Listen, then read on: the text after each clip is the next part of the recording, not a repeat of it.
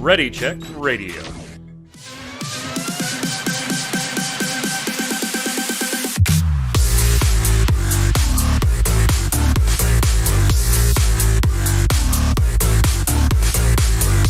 Oh, it's time.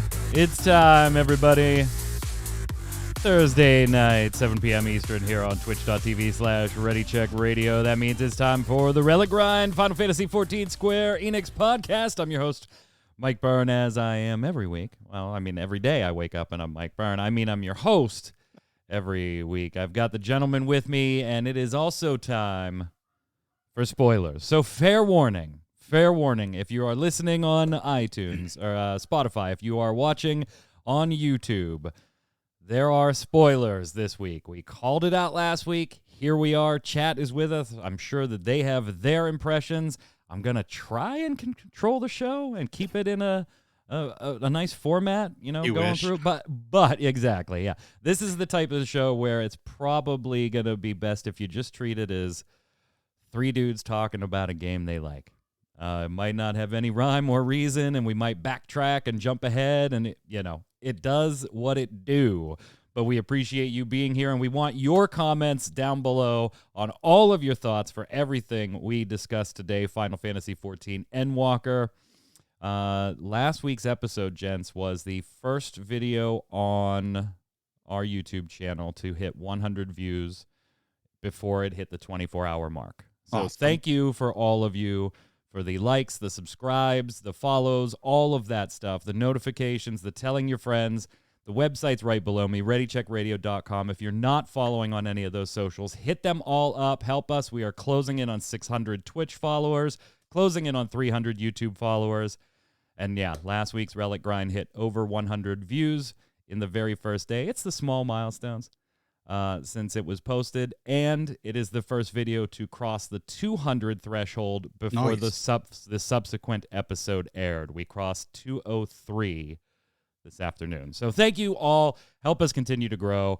If you like this content, Gaming Gumbo on Saturdays, Final Fantasy trading card game, and other TCGs, we have companies now sending us demo product TCG stuff for review and demo. You got a lot of stuff. It's really heating up here, and it's all because of you. Thank you. Program note, however, we are headed into the holidays. There will be no Relic Grind next Thursday, the 23rd, giving everybody off for the holidays. The individual streams, whether that's Faye or Liminality Carb or Torchwick or myself or whomever, follow Twitter because some of them may take a day off. Some of them might not take certain days off. We'll keep you posted via Twitter on who's going live when. And if you have the Twitch notifications on, you'll get those as well. We may, however, gents, sneak a show in on the 30th. This may not be the last Relic Grind of 2021. We may sneak one more grind in on you. That sounds really bad. We may sneak one more. We may sneak one more grind in on you. We may sneak one more episode in on you before the end of the year. This Saturday's Gaming Gumbo, though, 2 days from now, will be the last one of the year, since both Saturdays after that are Christmas Day and New Year's Day. So we will see you tomorrow or Saturday, and then we won't see you until the 8th on Gaming Gumbo. Joining me after that long-winded but necessary introduction to go through everything, Mr. Chris Montoya, a.k.a. Tarkoth.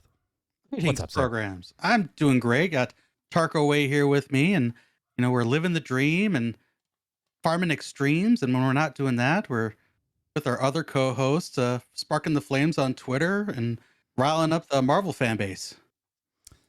Yeah, you gents are ready for a movie night tonight, huh? I mean, together. You're very far apart, but you're both going to see the same movie. You and this gentleman here, Mr. Adam Lane, a.k.a. Kronos.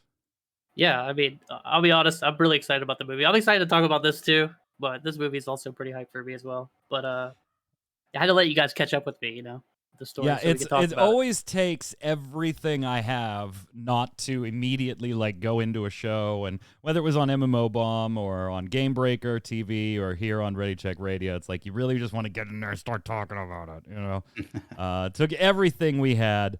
we're finally here. Before we get started with that, though, gentlemen, we did find out today, and for those of us that have been around the block for a while when it comes to Final Fantasy XIV, we have seen this gameplay before, that the sales of Final Fantasy, the starter set or the full collection, 14, are being suspended. Along with any advertising for the game. Now, that doesn't mean you may not see ads that are already contractually obligated and paid for and all that stuff, but there won't be any new ad campaigns running right now.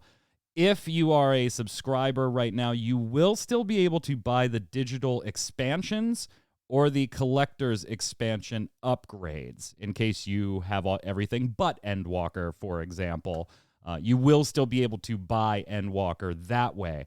But if you're brand new and you want to pick up the whole set, not for a while. They're going to slowly take those offline over the next couple of days, suspend sales, suspend advertising. They are going to issue an additional 14 free days on top of the 7 free days already promised, coming up here in the next week or so to all subscribers as long as you have registered accounts and subscriptions active by December 21st. And gents, this is all because they just can't get the server stuff under control.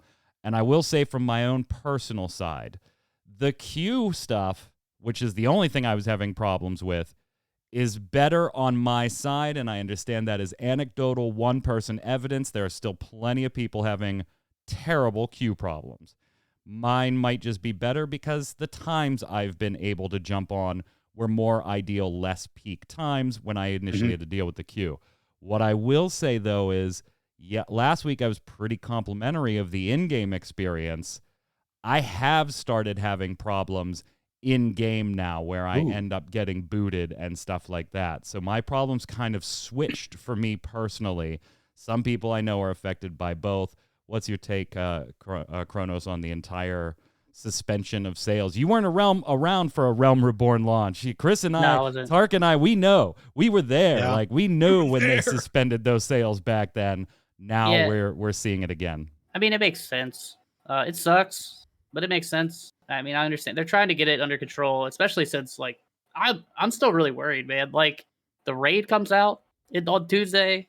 2 weeks from that is Savage. If it's still like this when Savage comes out, like, the world first people are just going to have to pray they don't DC. Or you just lose. Like, that's it. See you later. Because one of your guys is going to have to wait in queue for however many hours. I'm worried personally for my raid team because we raid at night.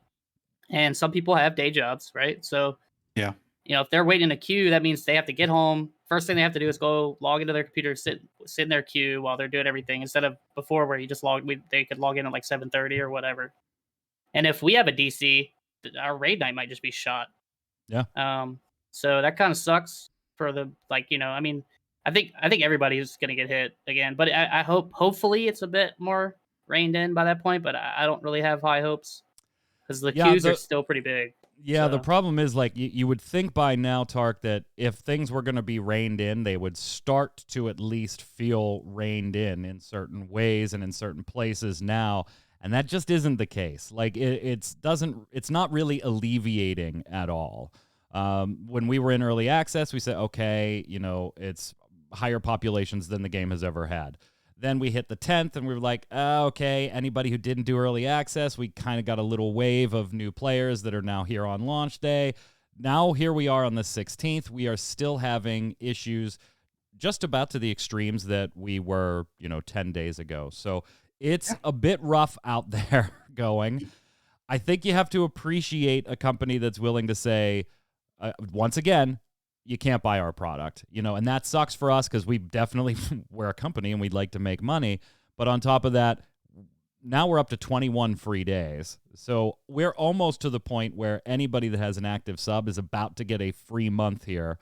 $15, $12, whatever your sub is, times the number of subscribers is a substantial amount of income for Square Enix to cough up for this type of move. And I went over this on my video last night when it dropped. If you haven't, go over to Tarkoth Gaming, hit subscribe. I appreciate it. But yeah, I think someone did the math at the subscriber prices. They're looking at basically forfeiting $40 to $50 million Big hit, but it's something that they needed to do.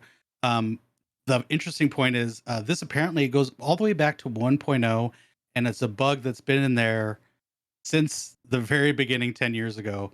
They are going to fix it, hopefully, with this patch that comes up, but hopefully that doesn't create more problems with the servers down the road. Just to be a little fair on that one, because I have seen that statement out there too.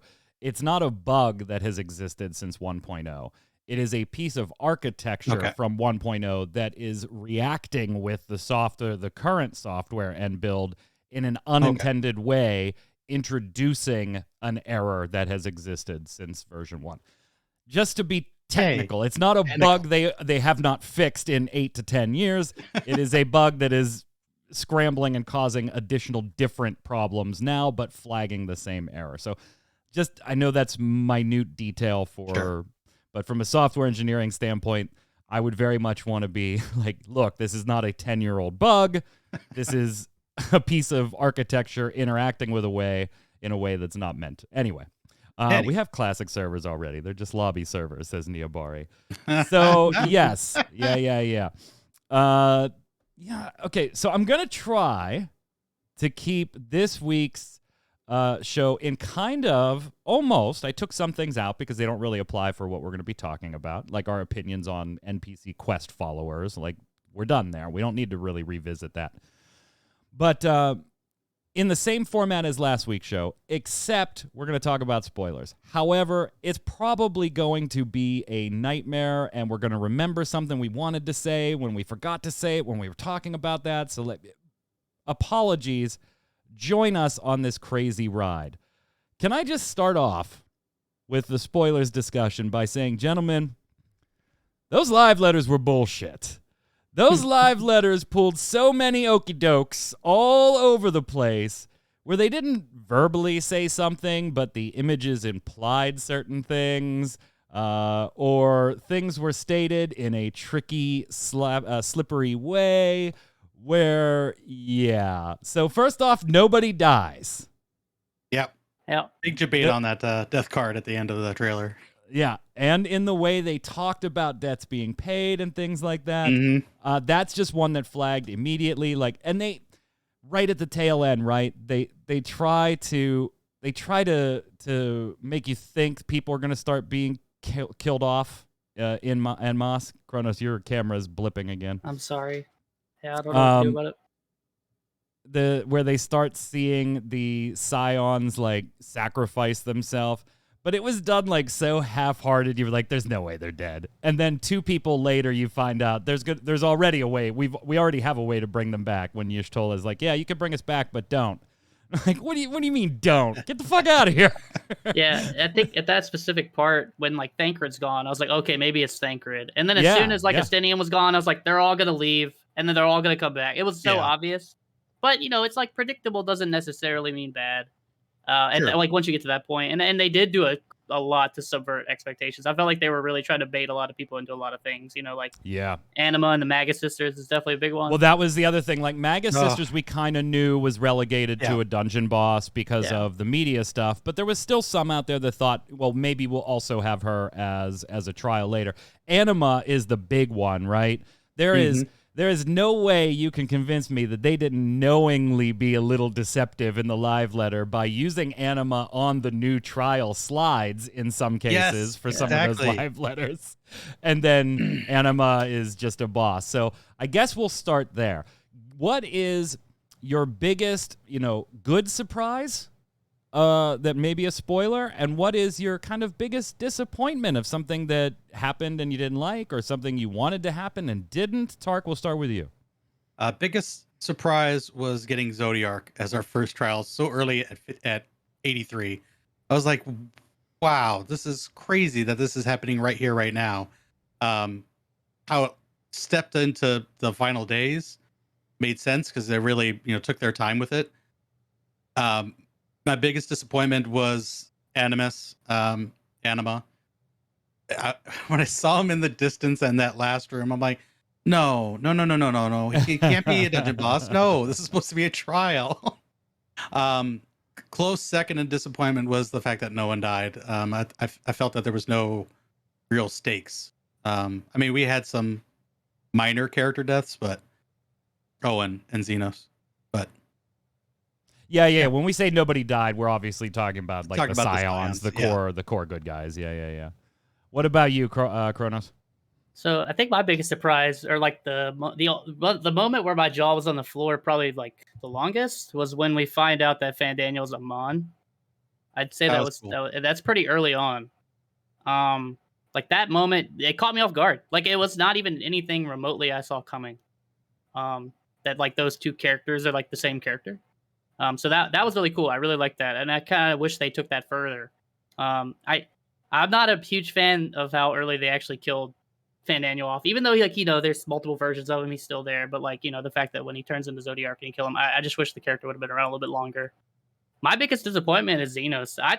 I can't. Thank you. I do not like that character. I think it got worse. When he flies in as Shinryu at the end of the game. Yeah. I was laughing, and not in a good way. I was too. Like it and then to go from the singer fight, the final trial of the game, and then to still have to fight Xenos. I was like, do you realize what we just did? Yeah. Like, why are we doing this? It's like it was. So to be fair, I already didn't really like the character. I felt he was already very one-dimensional. He just keeps coming back. I was never a huge fan of Xenos. And I think Fandaniel kind of made him more interesting. And then the fact that like once Fandaniel's gone and Xenos is just in the background for half the game, I thought that was a little weird. And then like at some point I was like, is they just gonna bring him back in 6.1? Like, are they just gonna let this dude live and then he's gonna come back? And then when I saw him fly in as a dragon, I was just like, it gave me vibes of like, I don't know how y'all feel about Star Wars Episode 8, but when like Leia's flying through the air, I verbally laughed in the movie theater at that part too, and it gave me that similar vibe where I was just like, this is so ridiculous and like stupid. I gotta be honest, it really felt to me like, and I forgot to label this episode 52 on the show notes. Anyway, it really felt to me like maybe there was a different plan for Xenos a year ago, 2 years ago, and in the process of fleshing things out, they decided to go a different way, but they had already brought Xenos back. And so they had to figure out a way to deal with his character being there, because if he isn't there, if he had just stayed dead, there is no reason, the way it is laid out for me right now, at least in my mind, that Endwalker has to play out any differently. It could just be Fandaniel doing his stuff without Xenos at his side, so all of that can play the same way. And then you got to send somebody else in if you want that heroic, I'm going to save you and help you in this last fight. It was almost like they were like, hey, let's send Bismarck in, and people, oh no, we fed him to the Ragnarok. Xenos, make him a dragon and give him fucking wings and send him on in there. And it was just really, I lost total interest in Xenos. And that's when I remembered he was even still part of the story. Well, because they barely show him. Like, I mean, like he's just like walking around for like half the story, and like you see his feet and like his back. And what sucks is like the scene in Garlemald where he takes your body is actually really cool. Yes. Really cool. And I'm like, okay, Very if this is where we're going, this is going to be awesome.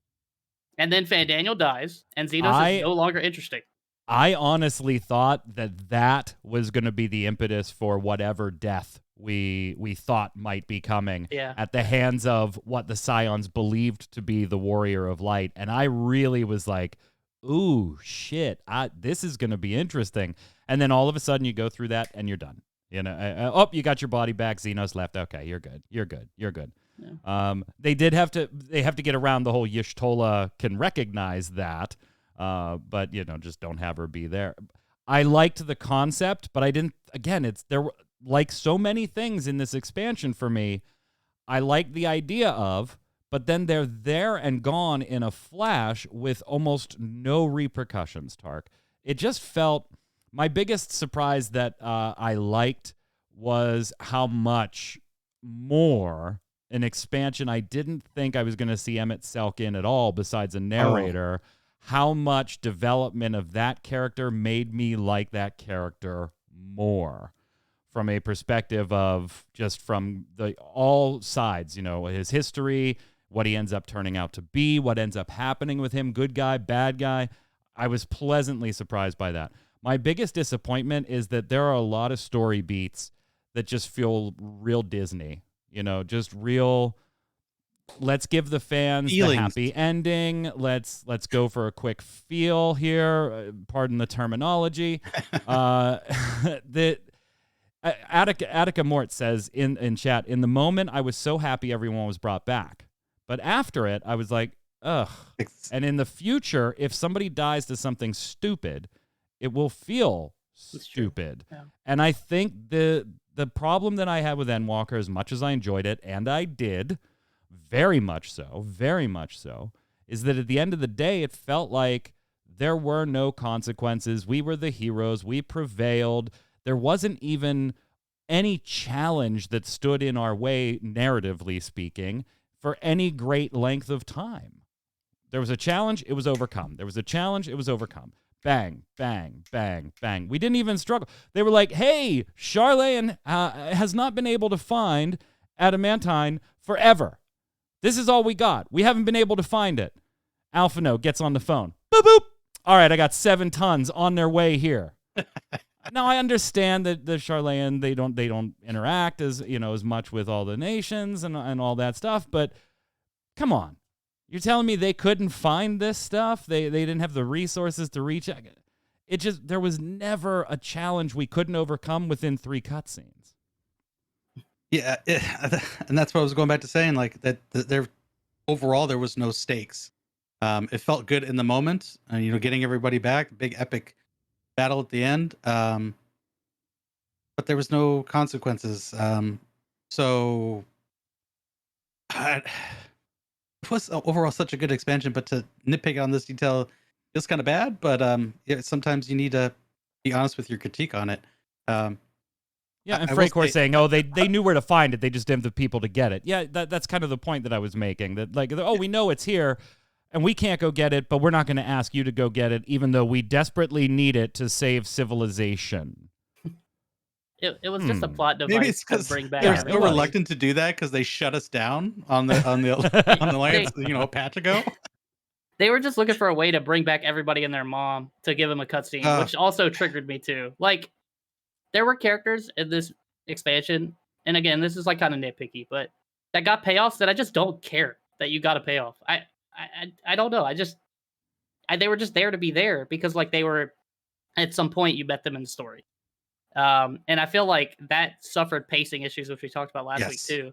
Yeah. Where you see in several areas, and that's one of them, the adamantite stuff, like where you're just like talking to like 70 people because they brought you some stones, and it's like I just don't care. It felt like it took an hour. Or the interactive cutscene after Tataru opens her shop. Yes. Yeah. Or all of the second half of by Labyrinthos. Oh God, come on. And I'm gonna go a different route too with the Ascians too. Like I know a lot of people like that. I actually like really liked Emmett Selk's story in Shadowbringers to the point where like I didn't want to see him again. And now let me get like I did kind of like a lot of stuff in Elpis that they did, and I appreciate a lot of it. But it almost got when I first saw him, I was like, no, I don't. I love the way that everything ended. Like I don't want him to come back. Now it worked. Don't get me wrong. Like I do like think and I think they did a real nice job with that. I think it was perfect. And we got a lot more exposition on Hitlo Deus. Like Hitlo Deus is a really cool character that I really liked in the expansion. And you have to go into like Vanan stuff because they have to like we don't really know anything about her. So like I like the area a lot. I love Vanan. Yeah. My only problem is Elpis dragged. I think every area it had to. Dragged. And I understand why it had to, right? Because they were doing all of the Emetzelk, Hythlodaeus, and Venat stuff, and more importantly, Hermes and Median stuff. It had to drag because they were doing the old let's throw a baddie at the end of the game that you have not heard a peep about in any previous expansion as the big baddie. I don't like that either. Hydaelyn said nothing for 4 expansions, or a launch and 3 expansions, about, oh, by the way, we're also going to have to go take a piece of this little bitch with the wingy head We're going to have to take a piece of her out too, because that's going to influence some things later. And yeah, I know you're going to counter that somebody out there with, well, Heidelin wasn't telling us that because we weren't strong enough and she knew we weren't. Bullshit. You don't have to wait until I'm strong enough to let me know, hey, by the way, we're also going to have to do something else. It was the whole, there's going to be a big baddie. I think they wanted a surprise big baddie. They got it. Elpis wasn't, it's not a time paradox for Venat or Heidelin, though. Venat/Heidelin. She escapes with her memories. That's the other thing, too. Going into, I told you, sidetrack. Going into Elpis, and as soon as you see you're with Emmett Selk and all these, you're like, okay, well, wait. Something has to happen for people not to remember this. Like, immediately, it's tipped in advance that, okay, wait. Either they just added this, totally forgetting that Emmett Selk never said peep about this stuff last expansion. So it dragged. I understand why it needed to, though. I guess. Who is your favorite character now that this is all over, though, Kronos? Like across everything, I guess, or just specifically in Endwalker. Overall, now that everybody's storyline for the Zodiark Heidelin storyline is complete, who's your favorite character overall? I'm still a big Urion J fan, I think. He's probably still my favorite character and my favorite Scion. But if it was just Endwalker, Hythlodaeus is probably my favorite character in Endwalker. I liked him a lot. Justin in chat, we didn't know the reason when we came to Elpis. I know, but Heidelin has. Heidelin has known about Medion and everything since A Realm Reborn started. And we're just hearing about it now. She doesn't have to tell us that, hey, we met in the past and you just don't remember this because of the calamity and all that stuff. I remember this. Anyway. Favorite character, Tark? From Endwalker, Hythlodaeus. I just found him so relatable. He was great. For the whole game, I love Alphino's journey from beginning to end. The naive kid on that carriage to the strong leader that he is now is just, that's epic in its own right. I feel like it's more his story than our story. I got to go with Emmett Selk, and I would not have said that without the Elpis portion that I was just bitching about being a little longer than I think it needed to be. But that is a very, very well done villain.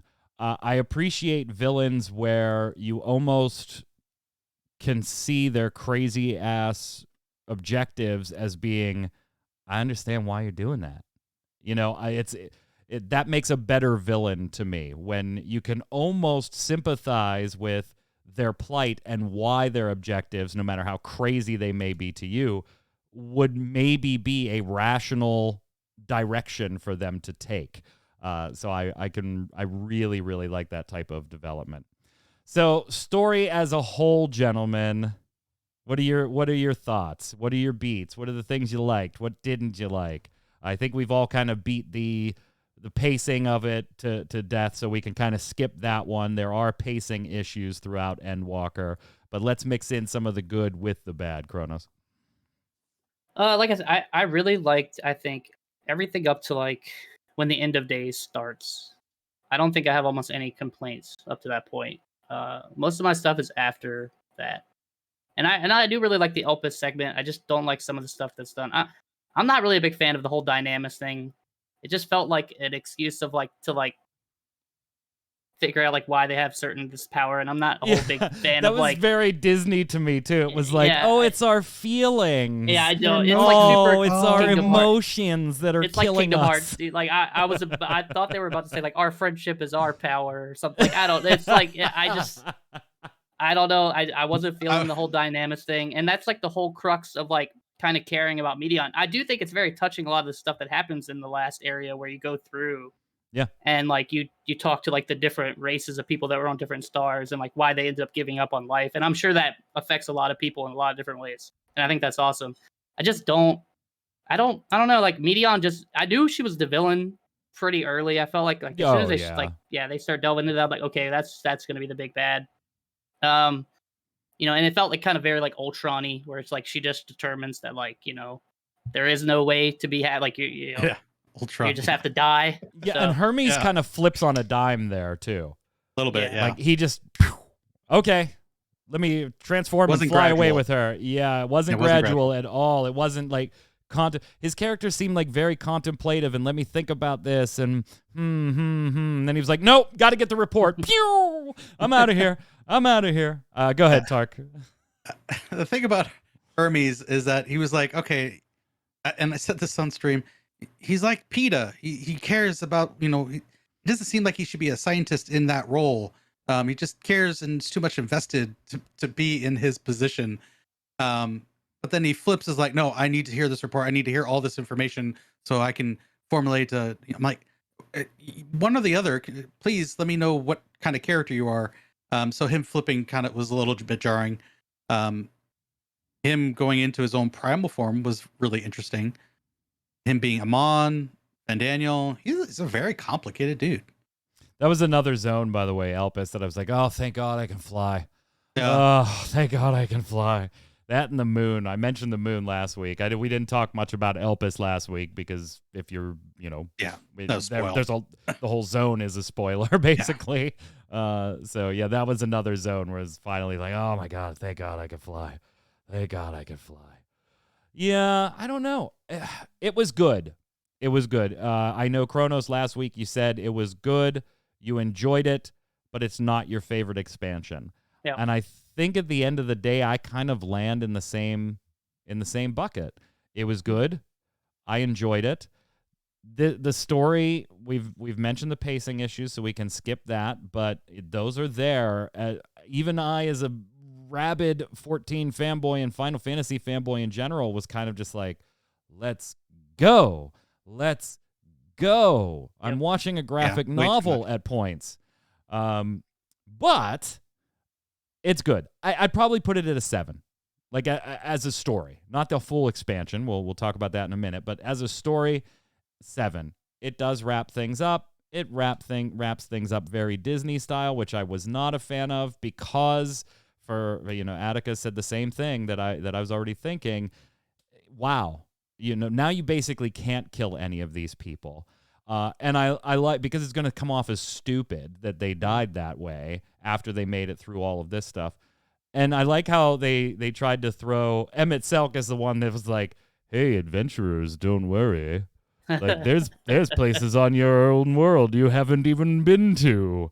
Like this place and this place and this place. Yeah, I wrote all those places down, actually. There's more adventures, It just for those that are like, is this the end of Final Fantasy? Because you didn't watch a live letter? And they said, no, it's not. He was like, there's more adventures. But now, like, the stakes as far as what we accomplished, the stakes consequence-wise might not have been there, Kronos, right? But the stakes as far as what we've accomplished, does any adventure in the world of Eorzea now feel like there could potentially be stakes? I mean, we saved Garlemald's no longer a threat. Like we've gone back in time. We've gone now and nuked the pressures of the entire galaxy. Like, okay, let's go and explore the ocean. Whee! Yeah, I don't know. I don't know how they do it. That's up to them. I'm glad that don't have their job because I don't know. Yeah, they need another 8 years, 10 years to build up those stakes again. Yeah. I'm betting. Yeah, it's gonna be really hard because like a lot of stuff, other than just like the scions that are still there, like a lot of like the threats and stuff. They wrapped it up pretty nicely. I mean, there's still some things that we're gonna get trickled down through like the patches, I'm sure, to explain them, like smaller stuff. Right, and with the raid, right? That's gonna Emmett Selk talks about the 12, and so we're gonna learn about them. Yep. And then you see no matter what issues any of these environs on Eorzea or in Eorzea provide, though, Kronos, it's okay. Look, shit's going down with the dragons. Okay, great. We'll be fine.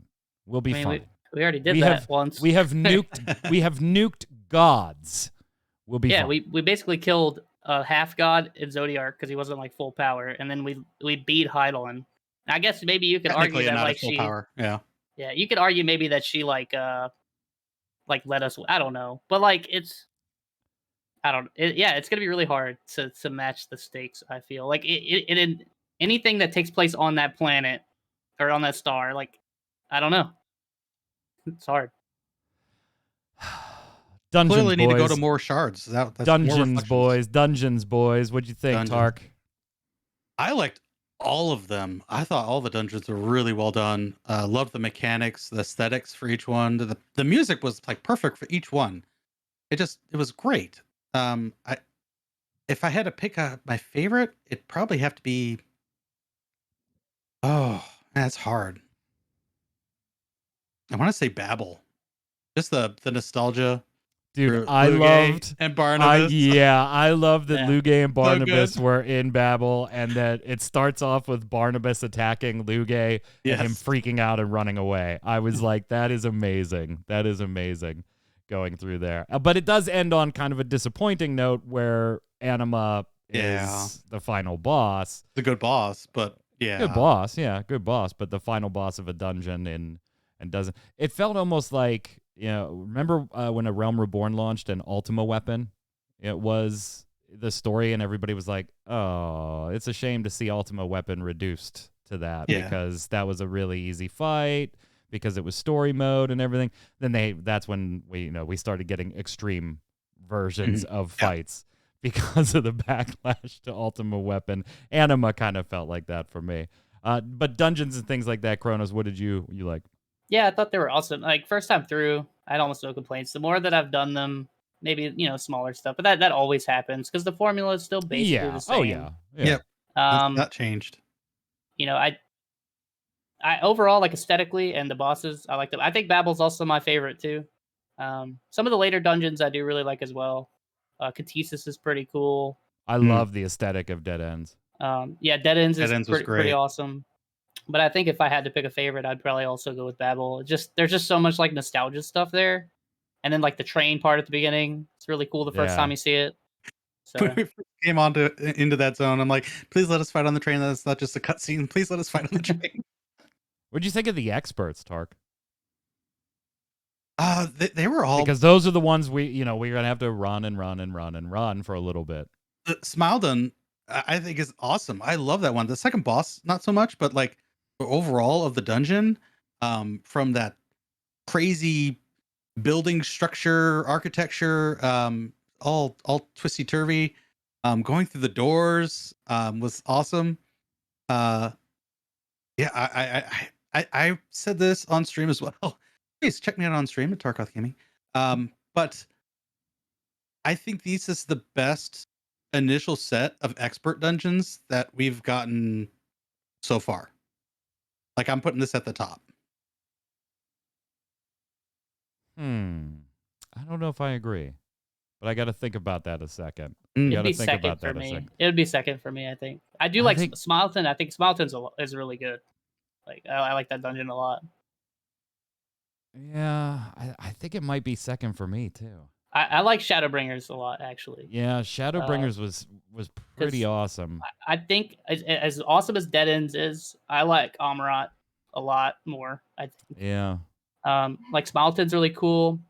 I don't care. I mean, like the what is it, like the Ligmascape or whatever? It's like it's cool, but I almost feel like we've done a lot of stuff where it's like I like a Niter, actually. I know like some people don't like a Niter. That's one I don't like. I think it's too. But I really like the jazzy music. I don't know, and like exploring like La Habrea's labs. I thought was really cool. And then you fight Quetzalcoatl at the end. I thought I like that dungeon. And then I mean twinning, like Twinnings. yeah. So that's probably I'd probably have that number one.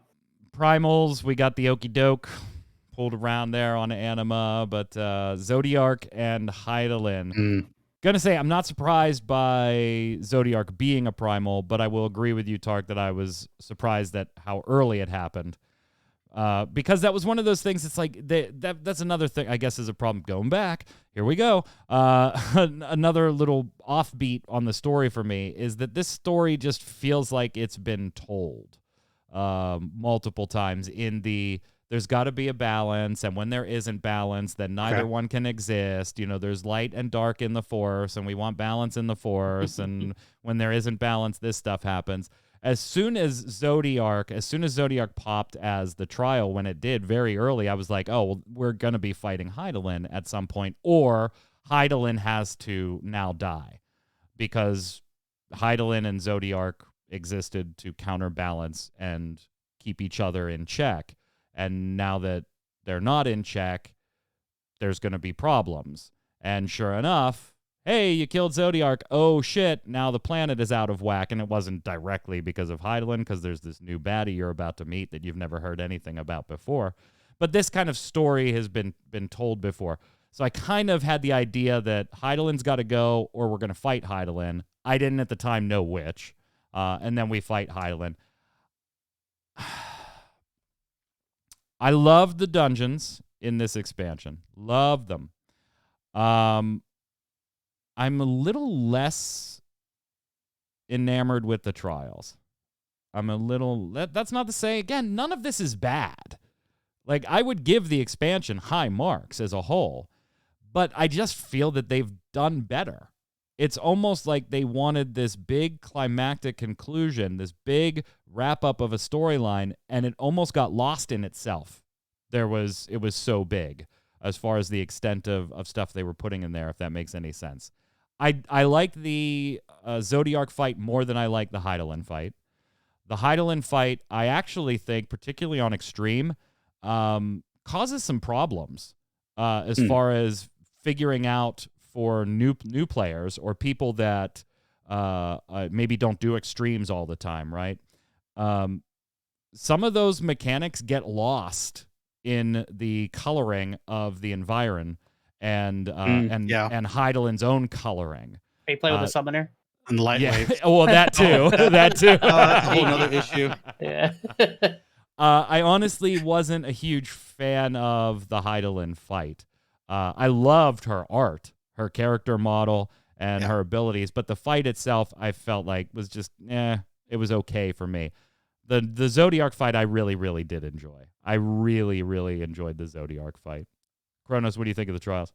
I like them a lot, but I'm mostly speaking from the extremes because I only did the normals like once. Right. Yeah.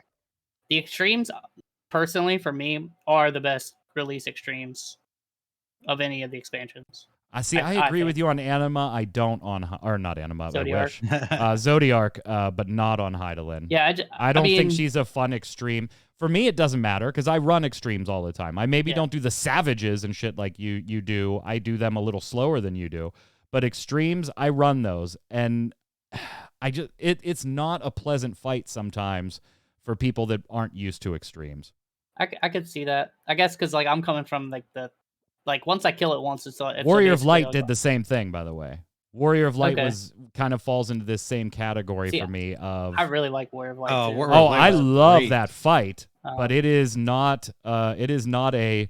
Hey, this is going to be your first extreme. Yeah, that is. You don't want Warrior of Light to be that first extreme. My only issue really is with Zodiark, how easy it is if you just follow someone.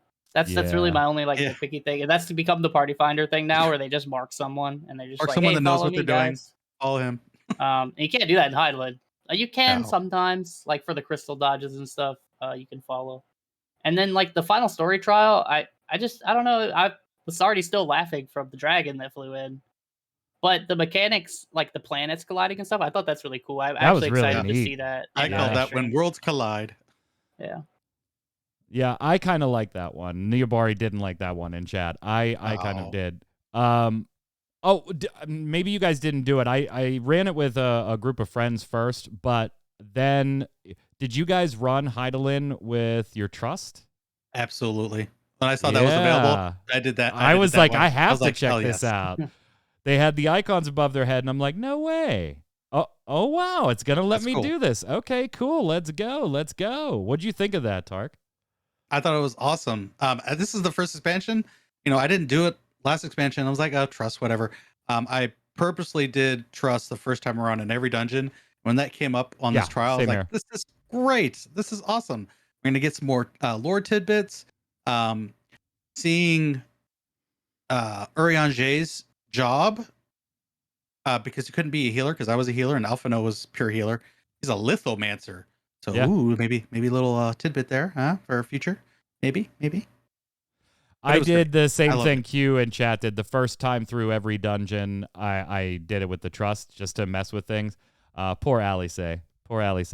It kept wanting me to take Alice with me every single time, and I was like, no, Bestinian is here. Sorry, Alice. You're gonna Justinian. sit this one out. Bestinian's Yeah. he's gotta go into the group. Did you run anything with Trust, Kronos?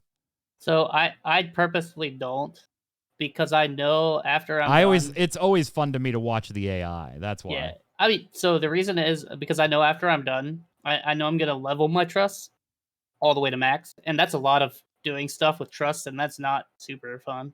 So I like to limit the amount of time that I spend with the trusts. So I mean, I've already kind of started it. Mine are like level 83 now across the board.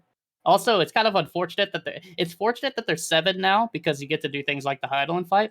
But it's also unfortunate for people like me who want to max everything out because now I have to do 3 groups of trust instead of 2, which is really Yeah. bad. But I mean, it's fine. I'm not a trust guy though. I like to do the stuff with the people in the game. That's just my preference. Speaking of 8-person content, here's another kind of thing that I was like, huh? Wait, what?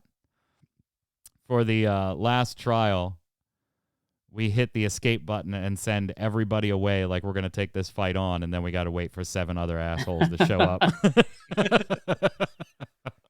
It's just like, hit the button, all the scions are gone. All right, let's queue up and wait for 7 other jerks now and come and take over and help everything here.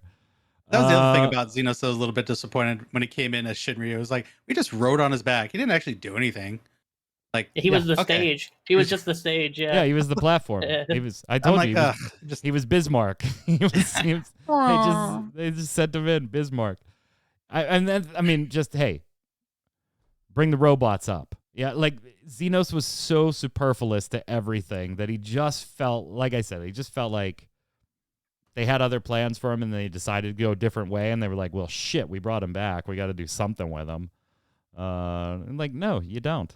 You know, it was just so anticlimactic too. Like fighting him on this galactic plane somewhere in what was a neat fight. You have to try really hard to lose, even though some of those mechanics are, not dodgeable.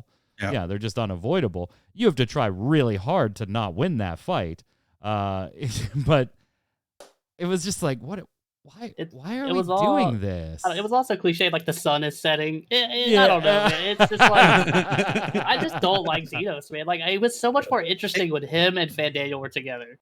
Yeah, because Fandaniel, but only was because of Fandaniel. It's like even Yeah. in those moments with the two of them, you didn't care what Xenos was saying. He was just like, "Where's the warrior of light?" And you're like, "Yeah, we get it. Where's my best friend? We get it. We get it. We're gonna fight you." It could have been worse though. It could have been worse. He could have lived and been a pest for well, the next 8 years. That's definitely worse. Like I think the issue was as soon as he made it to the end of the game, I was talking about this with my Raideo group. As soon as like he's still alive going into the last area, there is no way to wrap that up where you just are gonna like Xenos. Every option that she had to write in that situation is bad because he's already lived for that long. I don't know. Like okay, if he does the face turn, terrible. Flies in as a dragon, not great. If he lives into 6.1, like why do we care? It's I don't know. I feel like there was some situations when she was writing this where maybe I don't know if it was her or she was put in like some no-win scenarios where I don't know how she would have gotten out of it. Other than just what we did where we just killed him. He shows up. I don't know. I just don't like him. I maybe I'm being harsh. I'm sure there are people. No, that see, like I'm a huge villains fan, but he is, and I can even appreciate a villain being one note. I liked Xenos first go around, and Xenos was relatively one note first go around. Mm-hmm. This time around, it was This time around, it was just like okay, like I thought we were going in a different direction with him. And then he just kind of becomes a sideline story. And then once Fandaniel's out of it, they're like, okay, we need Xenos to disappear for about 6 levels.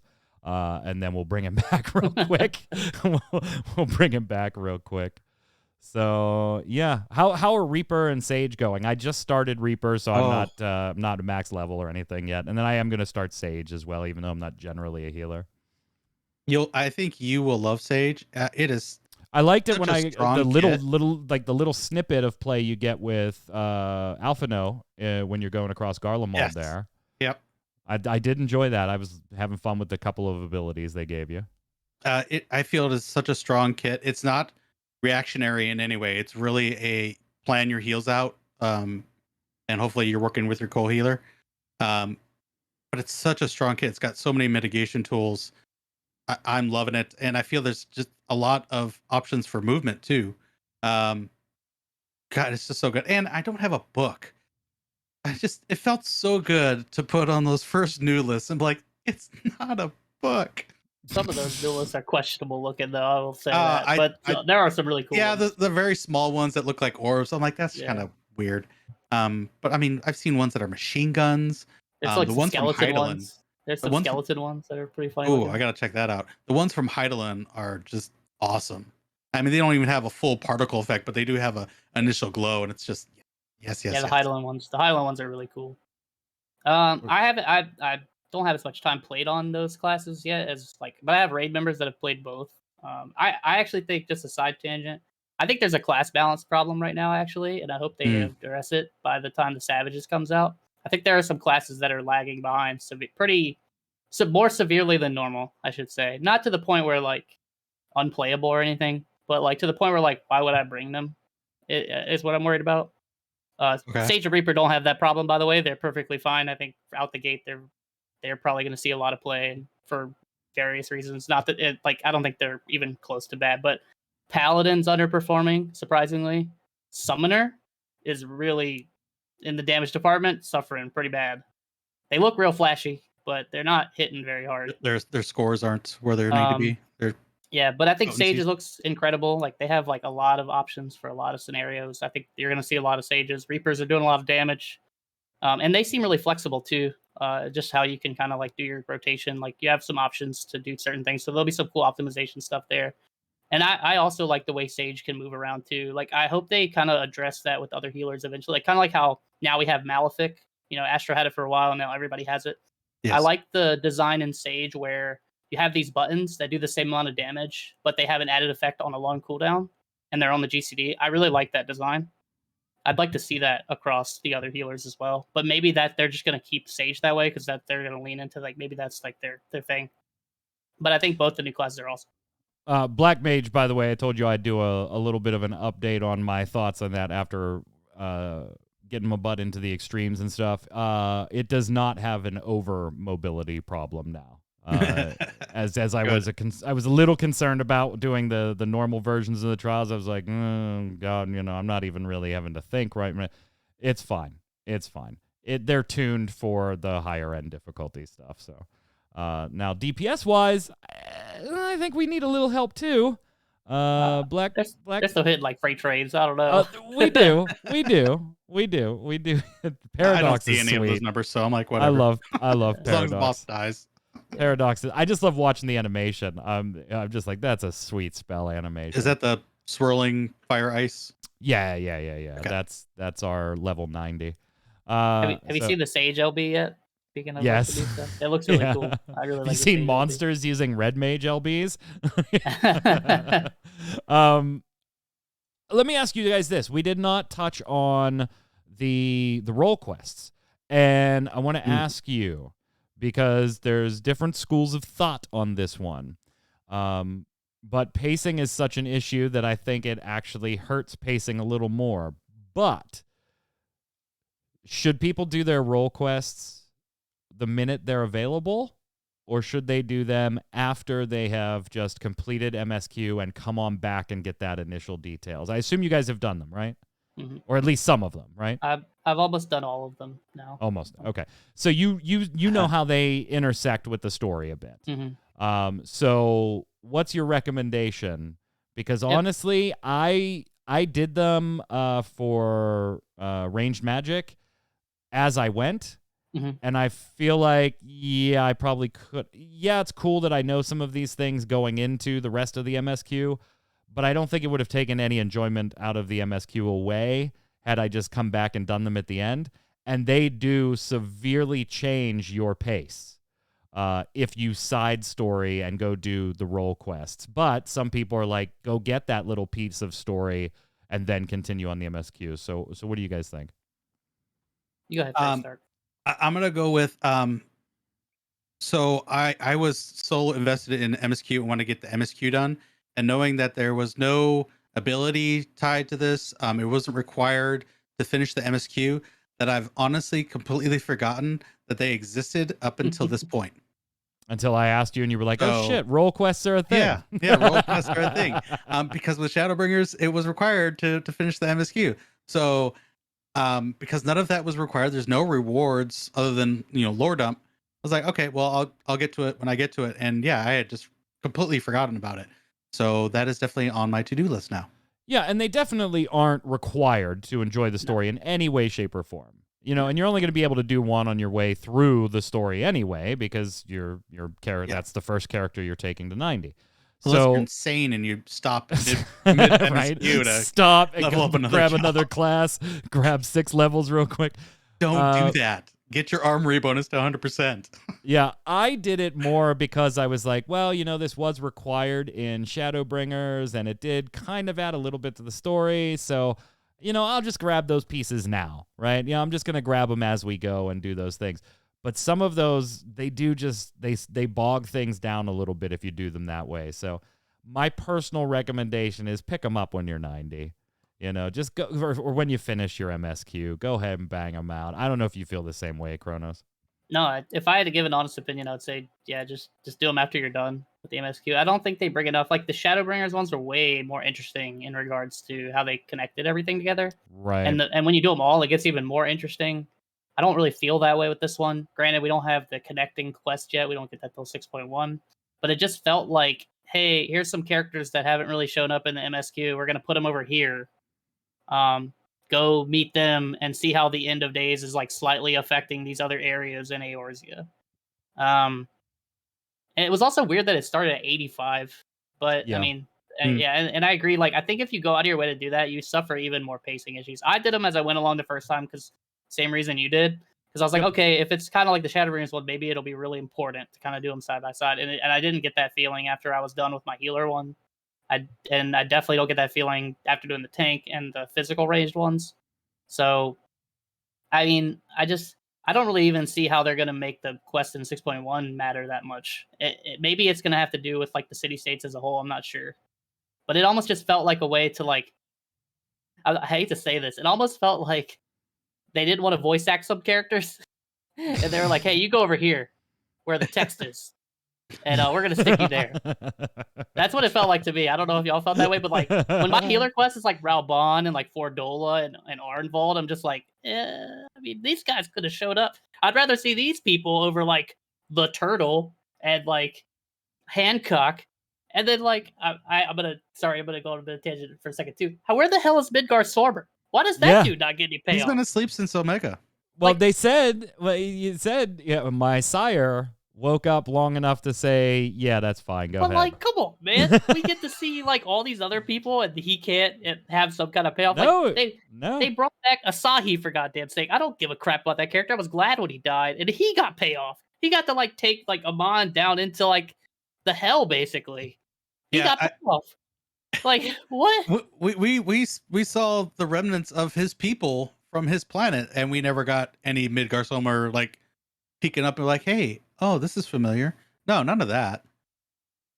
It was disappointing that we didn't get any Midgar Somer. Yeah, I was kind of disappointed that too. Because I thought for sure when we got to like the last area, He's Maybe when we got to the last Mr. area Realm. and you see all the dragons, Silver and I'm tier. just like, okay, this is where his payoff's gonna happen. And he's, nope, nah. They just explained some more lore stuff, which was cool, but yeah, I don't know. They did my boy dirty. The Amon That's the fight was realm. cool. I like come the there. Amon fight. I really like the Amon fight. That was a cool Amon fight is cool. Yeah, it's cool. Yeah. That's good. Dungeons still suffer from the same things I've constantly talked about, but Yep. dead horse won't be dead anymore. We do have a few real quick, just little Square Enix news pieces for you, but I do want to give, before we leave the topic, gentlemen, a little bit of a couple of minutes for each of us to sum up your thoughts and now assign your week 2 score We will not ask for a final expansion score until we have the raid and the first Savages, because that will kind of complete the expansion content, right? From there on out, it'll be patch content. So let's go. Expansion launch, your final score for the first 2 weeks, knowing that you do reserve the right to change your score if the raids and Savages just absolutely blow your minds and change your scores. Kronos, couple of minutes. What are your thoughts? Final 1 to 10. Yeah, so I guess if we're like the total package, I kind of agree with you. You said earlier, like the story to me, is a bit on the weaker end, especially coming off of Shadowbringers. So like just for story, I'd probably be somewhere around 7. But the total package, like to me, the extremes are so good. The dungeons are fun. Granted, still suffer from the same issues, but they're a lot of fun. I like them aesthetically. The story, like I said, it's okay. But that's the total package. And I like the zones as well and the music. I'm gonna say it's a 9. It's not quite like for me, Shadowbringers personally, it's like a 10. Yeah. But so I'll probably say this is a 9. Tark?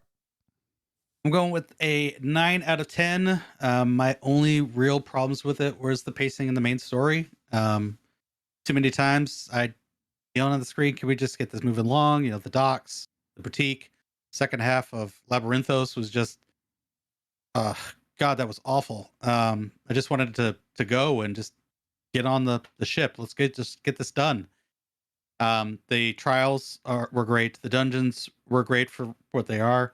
I feel that we have the best expert set initially, and the extremes are great experiences. I love the challenge in them.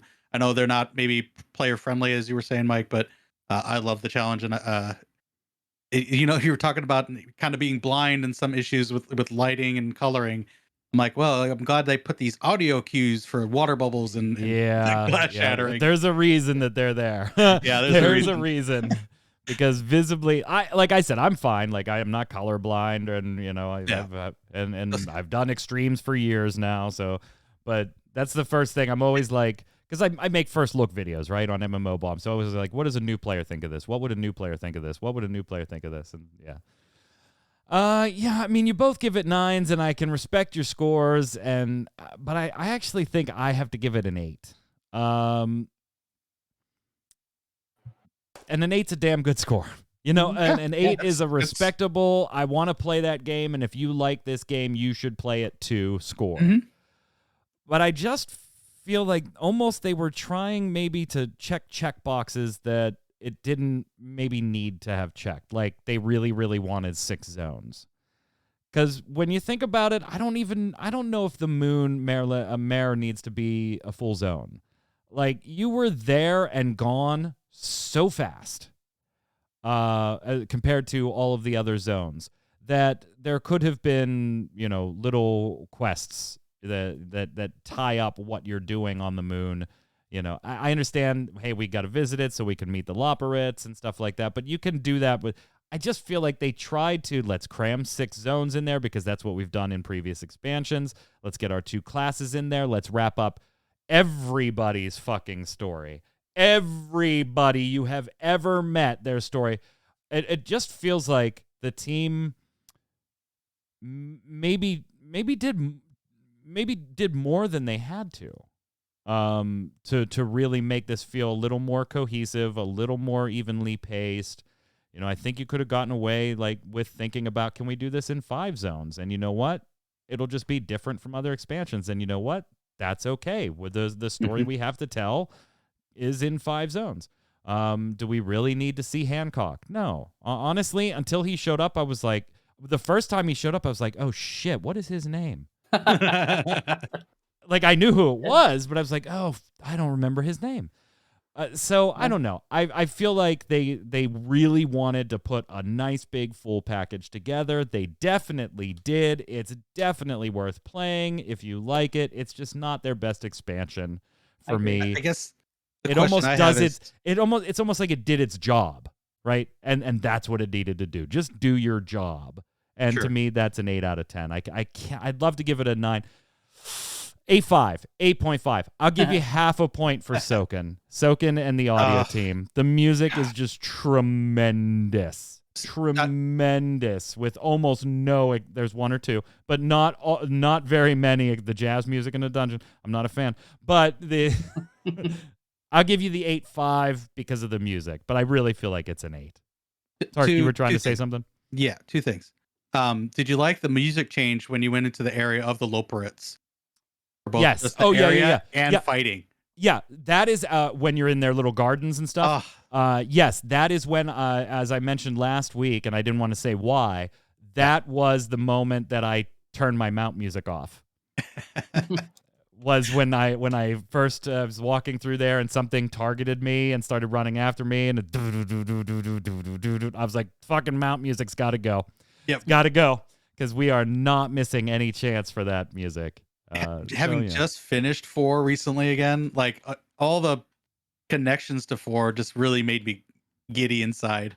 The other issue was like, do you think maybe that the extra 30% maybe is just made it too bulky?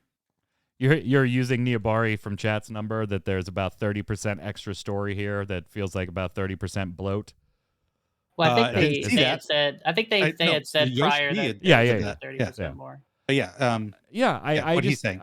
Yeah, Niabari's dead on. I feel the same way. And he scored it an 8 too, as I did. I just feel the same way. Like it could have been wrapped up 30% earlier, and I would not have felt disappointed in any way. That's the danger. Like right now, I'm bitching about an overabundance, which is a nice thing to be bitching about, right? Like, yeah. And I mean, we're stopping selling the game because we're bitching about how successful the game is. It's right, like, right. You know, this is 100% first world problems. Yeah.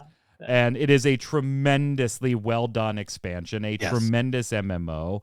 I can't wait for the raids. I can't wait to do other things and get my Reaper up there and then go ahead and check out Sage. There is so much to do. I'm going to be playing it just every day, just like everybody else.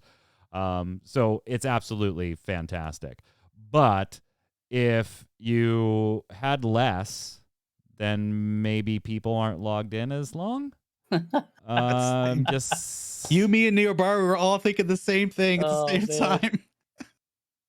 Yeah, it could be true. And here's the difference, though. If they would have cut that 30%, I don't feel like I would have been missing something. No. And I think that's what they were more worried about, was they were worried about this not feeling big enough, not feeling awesome enough, not feeling epic enough or full enough to satisfy as many people as possible. And it introduced pacing errors. I think you brought up a good point earlier when you said checkboxes. I feel like a checkbox for them is the next one's got to be longer. Has to be longer. Yeah. And I think that this game suffered a bit from the fact that it was like, it's got to be longer than Shadowbringers. We have to make it longer. When like people are saying, like, just don't add the extra stuff. Just give me the good stuff. And like I said this, I don't think we brought this up this week, but like just the gaps between actually fighting stuff, like playing the game, is so long in some instances. It's insane to me. Like, I was happy that music cut on in there because I'm like, I'm gonna go do a fate. Yeah. It's like I haven't hit anything in like an hour. Like, and I just want to go hit stuff. And I think the reason I also graded a little bit higher, I think, like, if it was just story, I would agree with you 100%, Mike. But the extra content for me and the way the classes feel, to me, bump it up the extra point, I guess. But like, if we were just talking about the story, I'd be down there with you for sure. Yeah, if anybody's rating it a 9, I'm not going to fight you. Like, I'm not going to get into an argument on why the hell do you think that's better than it is, because you know what? I could very easily give it a 9 too. Yeah. The fanboy in me wants to give it a 9. The fanboy in me wants to give it a 9.5, maybe even a 10, right? Just because it's Final Fantasy XIV and it continues to do what Final Fantasy XIV does really well, and it does it really well. It is a great expansion. Objectively, I got to back off a little bit, though, and recognize a few minor issues that don't impact your overall enjoyment of the expansion, but may lead to a little tedium at times here and there, and maybe don't quite hit the satisfaction mark for me story-wise. So I'm going to give it an 8. In little bit news, by the way, and I know we're running a little long, but we might as well just get these in. Chocobo GP is coming to the Switch on March 10th. Yet another Square Enix title coming out in March. Good grief. March is so full. March is so full. We are also seeing a rumor from Fantasy Anime They're kind of dedicated to fantasy RPG video games, and for 22 years, they have been distributing the ROMs for Square Enix, including the Saga and the Mana series and Final Fantasy and Chrono Trigger. And, Nintendo's been going after ROM people for a while, but Square Enix itself really hasn't done too much unless there's very egregious things. But they've now received a cease and desist letter from Square Enix. So they're going to remove the ROMs from their site. Now, what Fantasy Anime seems to be hinting at is that they think, with very little evidence, right, besides the NVIDIA leaks maybe, that Square Enix might actually be working on something for Chrono Trigger, Parasite Eve, and Front Mission. Oh.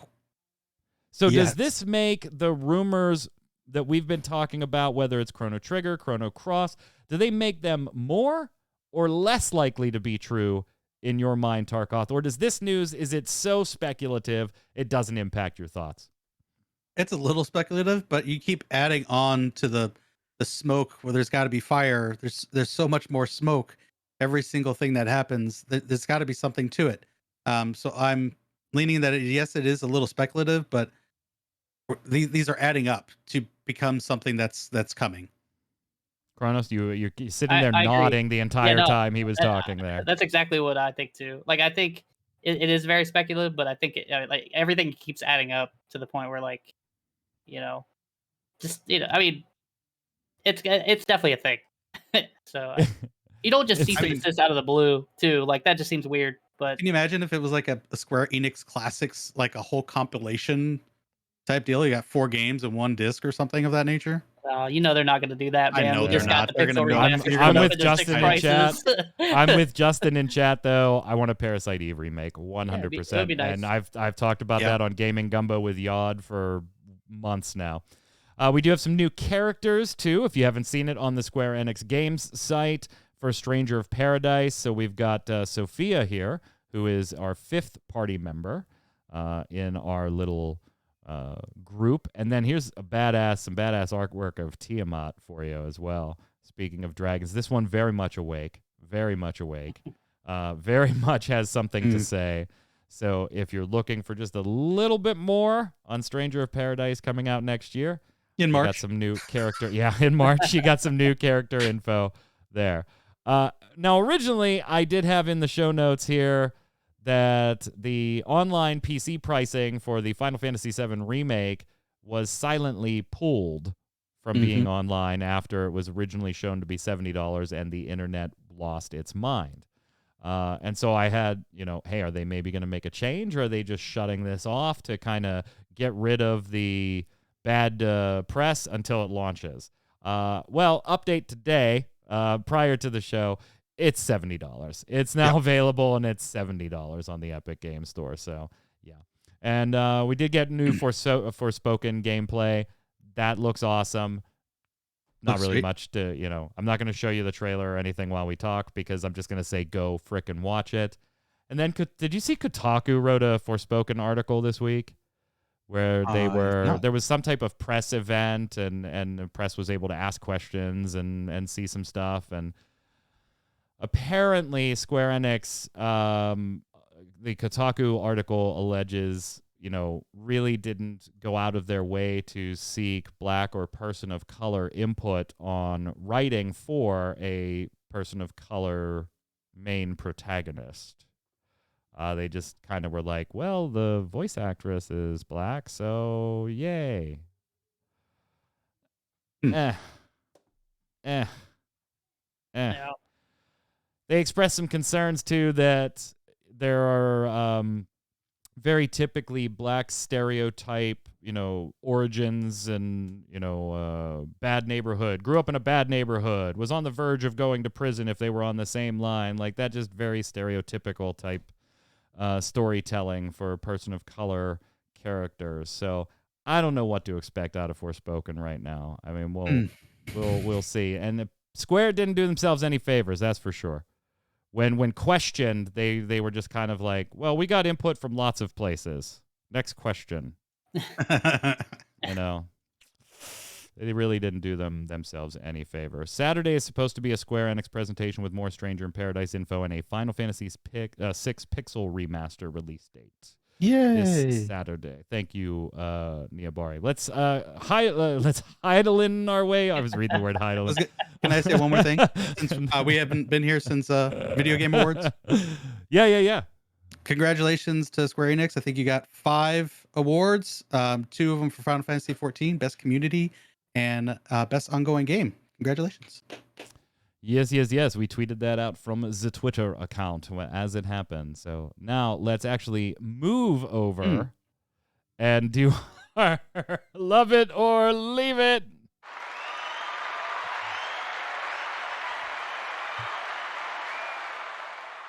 If you're new here, welcome. And if you haven't clicked like or subscribe or follow, go ahead and please take the opportunity to do that now, because we're about to wrap up this episode of the Relic Grind, and we will see you again maybe on the 30th. Watch Twitter. It's like 90% we'll see you on the 30th. But we will not see you next week.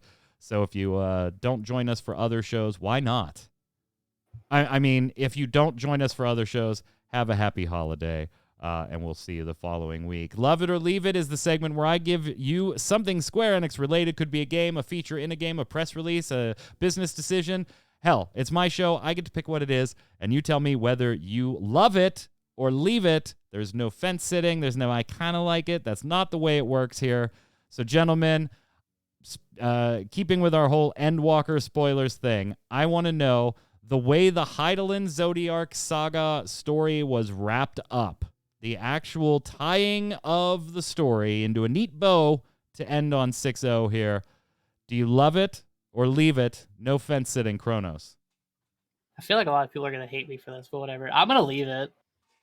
I just wish that it had been something different than the way they went. I don't think it's necessarily a bad wrap up.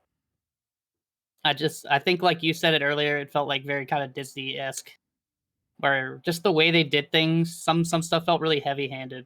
And so overall, I just wish it had been done differently, so I'm going to leave it. Tark. I'm going to love it. While I understood as soon as we knew that Medion was unleashed upon the universe, that was probably the catalyst for the final days. Dynamis was a little bit weird coming in at the last moment to explain all that's going on. You're right, the kind of why didn't Hydaelyn kind of prepare us a little bit better, kind of rings true. But I love it. I felt it is pretty neatly cleaned up, and I'm excited for a fresh slate where we go for the future. I wanted to love it, man. I wanted to love it, but no fence sitting. So I actually got to say leave it too. Not because I didn't enjoy the story, not because I don't think it does its job. It does, but that's all it does for me. Is it does its job. It wraps everything up into a nice little bow, and away we can go to a new story. And I do have huge concerns on how this being the end of this particular saga impacts future development, and do the stories we tell have consequence, have weight, things like that going forward. I mean, I think when you battle a threat the way we did and everybody comes out of it unscathed, you really kind of set the bar for what these characters can survive. So, yeah. I'm going to leave it. I just feel like they had chances and didn't take some of them. Maybe they just didn't want to get risky with it, and I can appreciate that too, but I wanted them to maybe take a little more risk. So as much as it pains me to say it, I'll say leave it. But chat, don't you leave it, because coming up next, right after this show, Ms. Faye Death. How are you, Faye? I'm well. How about you? Can't complain. Are you through Endwalker yet? I know you're staying away from spoilers still. Have we started? I have not started it yet, but it's fine because I always tend to forget spoilers by the time I get to the content anyway. So she forgets spoilers the way we forget who the hell Hancock is. Like, I didn't. Who is that guy? I could not remember his name. I was like, God, what is his name? Kugane, you little bitch. What are you doing here? Oh, wait, Hancock. Kugane's the city. But what are you streaming tonight, Faye? Well, we've still got an alien situation to deal with. I think we're close, though. We made some really good progress last time, and we learned how to shock and bash robot men in the head. So we've got new tools at our disposal. I think we can get it done. Fantastic. Chat, don't go anywhere. She'll be live right after the show. We will be back on the 30th, but you can see me this Saturday, 7 p.m. on Gaming Gumbo with Jason Winter and resident Ready Check Radio artist Yod, when we'll be wrapping up, essentially, the year in gaming with our last episode of the year. Until at least the 30th, though, Kronos, where can everybody find you? Yeah, same as always, Twitter. I'm sure I'm going to be posting a lot of stuff when it comes to like just jobs and doing raid stuff in the coming weeks. And then I got a movie to go see, so I'm sure I'll have some kind of Marvel movie list on my Twitter that people can argue with me about if they want to. Tark. Twitch, Twitter, YouTube, all at Tarkoth Gaming. Also here on Raideo Check Radio every Thursday at the Relic Grind.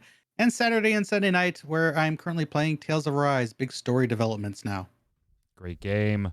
I'm Mike Byrne. You can follow me personally right there at Magic Man 1, but more importantly, follow at RC Radio so we can tweet at you every time we go live with a podcast, or one of our Final Fantasy TCG streams, or one of our volunteer streamers who I love very much. Until next time, gang, stay safe, and we'll see you on the servers. Later!